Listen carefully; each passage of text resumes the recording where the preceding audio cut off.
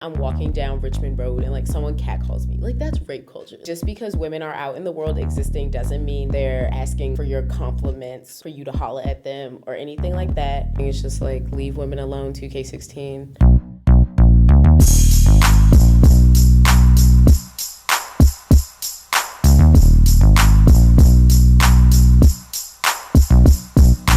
At first, I'm frightened. I'm scared. And then I get really annoyed. Hey, don't yell at me from a car window or whistle or something. I've seen things where people are like, oh, like, you should tell him to, like, fuck off or something. But, like, there are instances when women reject men and they end up killed. Like, you can't do that. All guys say that, all guys do this, that. I've been in plenty of locker rooms. Not once have I heard a man openly admit to basically committing sexual assault. So I think especially when we consider issues of sexual assault, sexual violence, we do have these issues on our campus, but I don't think they're as obvious. Like, sororities can't serve alcohol, so that then gives fraternities, men, the position of power of like, oh, we're letting you enter our party, like, we think you want to be here to like hook up, and by us granting you permission to come in, it's like you're granting us permission to have sex with you, which just like isn't true. I feel like a lot of women in sororities would feel safer if they could like have gatherings in their own spaces, provide their own drinks because they know where it comes from. A fraternity can come out and say like, we don't believe this, and then act a different way. There was an email leaked from the chapter of Women Married, very just crude, dehumanizing, non-consensual. That's the kind of language that like takes autonomy away from people. A fraternity here that like is in a feminist class and then has a rape article come out, like, you're obviously fake as fuck and like everyone knows it. But then we can like convince ourselves that like, oh no, but they made this statement so they must feel a certain way, and it's like, that's just not true. I heard from a lot of other guys who are in fraternities that like they get emails like that too and they just didn't get caught, which is really scary. But it's not something that's out of the ordinary. This is the way that men talk about women all the time. That is what locker room talk is. It's men coming out and being like, oh no, we support women, but then they also don't see like the privilege they have and the power they hold, and the fact that just because you tell women that like they are your equals and they can do what they want and like their sexuality and their sexual preferences are just as important as yours, doesn't mean that when you ignore them when they're not there, that helps. Like, you're just being two-faced. We got rid of Voldemort one time, like, we don't need him again.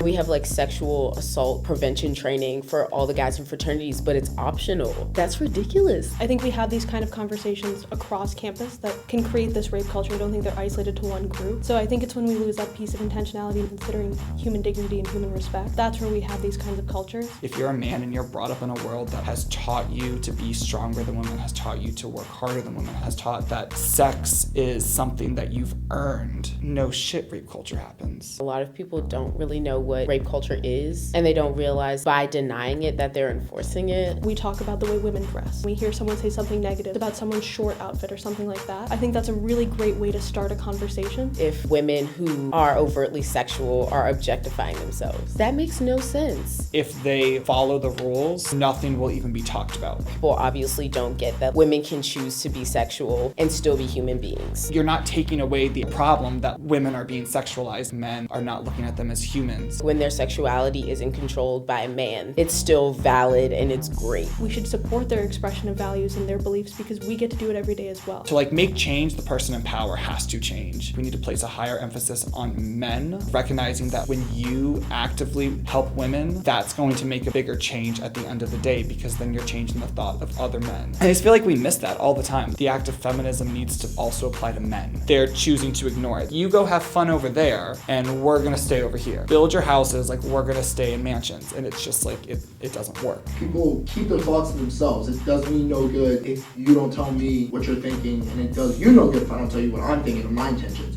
So I think people need to just be more open to dialogue. Stop setting yourself up for failure. If you hear a 2-letter word, I don't know, I would take a water break and like really reconsider, like get a Gatorade. There are ways of negotiating sex that don't involve being in a relationship. Rape is not a negotiation. Hookup culture can be a lot of what we think of as sexual respect, and I think that's the big difference I see between the two. You can be very comfortable having multiple partners if that's something you consensually choose. You respect your partner, you respect yourself, and you're seeking out experiences that you want to have. Whereas I think on the other side we can have have rape culture, where we have that lack of sexual respect that then can galvanize certain kinds of actions and can allow certain kinds of language that can make certain things allowable. I think that's where we see lines being crossed and not considering respect and not considering what makes people feel comfortable and what's valued by other people. If you hear something or you have any gut feeling that like something is going wrong, take a moment, go check Twitter, watch my Snapchat. You can miss out on one night. Like, you don't need that much sex. This is for people who think when a woman is alone, she is waiting for you to talk to her. She's not, okay? She will talk to you, I promise. It's not on you to approach them because nobody asked for that.